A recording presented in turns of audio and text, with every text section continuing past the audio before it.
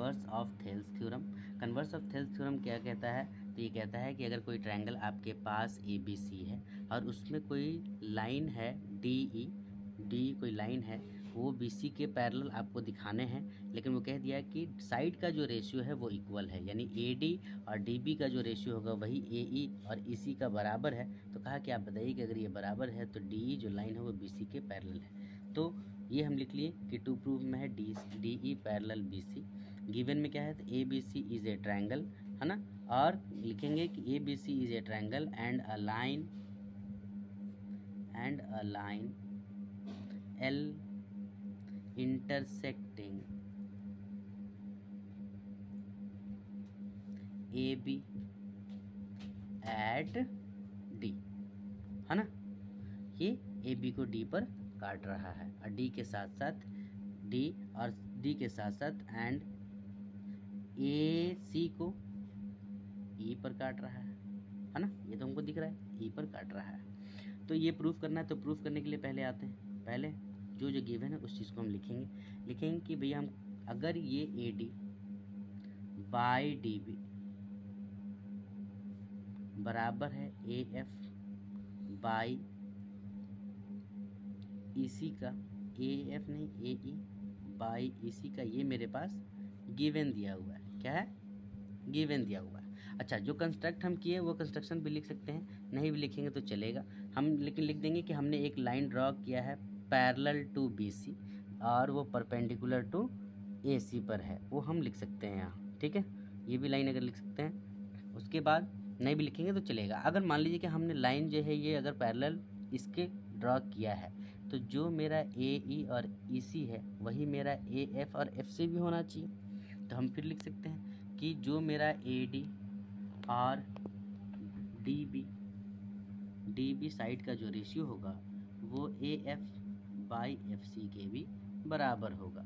अब ठीक है, तो हम दोनों इक्वेशन को फर्स्ट और सेकंड मान लेते हैं। तो दोनों इक्वेशन हमको क्या पता चल गया? लिखेंगे from equation first and second.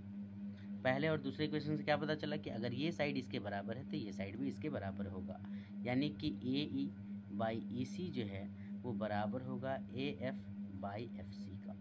ठीक है, अभी भी अगर ये साइड बराबर हो गया तो हमको दिखाना क्या है कि ये डी ई जो है वो पैरेलल है बी सी का, और डी ई पैरेलल है बी सी का, उसको हमको दिखाना है। दिखाने के लिए हमको क्या करना पड़ेगा? साइड्स को इक्वल दिखाना पड़ेगा, यानी क्या दिखाना पड़ेगा कि डी एफ जो है वो बी सी के बराबर है, ये हमको दिखाना पड़ेगा। कैसे दिखाएंगे? आसानी से दिखा सकते हैं, अगर हम दोनों में 1 ऐड कर दें। आपको याद रखना पड़ेगा एडिंग 1 इन बोथ साइड्स।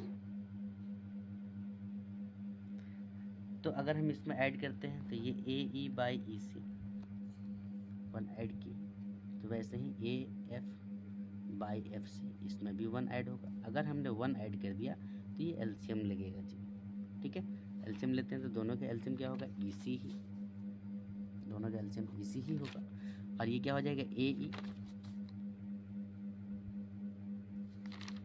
इसके टेबल में तो ये ई सी जो है यही होगा, तो यही चीज़ लिखा जाएगा ई सी बराबर। सेम यही काम इधर भी एलसीएम लेंगे तो दोनों का एलसीएम हो जाएगा एफ सी, और एलसीएम लेने के बाद ये क्या हो जाएगा? ए एफ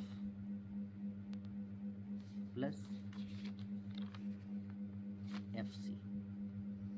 ठीक है, अब हम देखें कि ये जो ट्रायंगल है इसमें हम क्या देखें कि जितना मेरा A F plus F C होगा उतना ही मेरा ए ई प्लस ई सी भी होगा, यानी दोनों का नाम ए सी ही होगा, ए सी का ही वैल्यू है ये।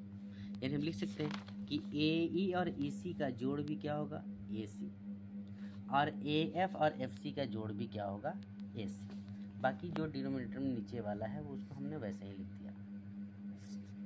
अब इन दोनों में ए सी कॉमन आ जाएगा। अगर ये कॉमन आ जाएगा तो ये दोनों कैंसिल आउट हो जाएगा। अगर कैंसिल आउट हो जाएगा तो इसके पास 1 बचेगा बाई ए सी, बराबर के ये क्या बचेगा? 1 बाई एफ सी। ठीक है, अगर क्रॉस मल्टीप्लाई करेंगे तो ये क्या बचेगा जी? तो बचेगा कि एफ सी जो है वो बराबर हो गया किसके?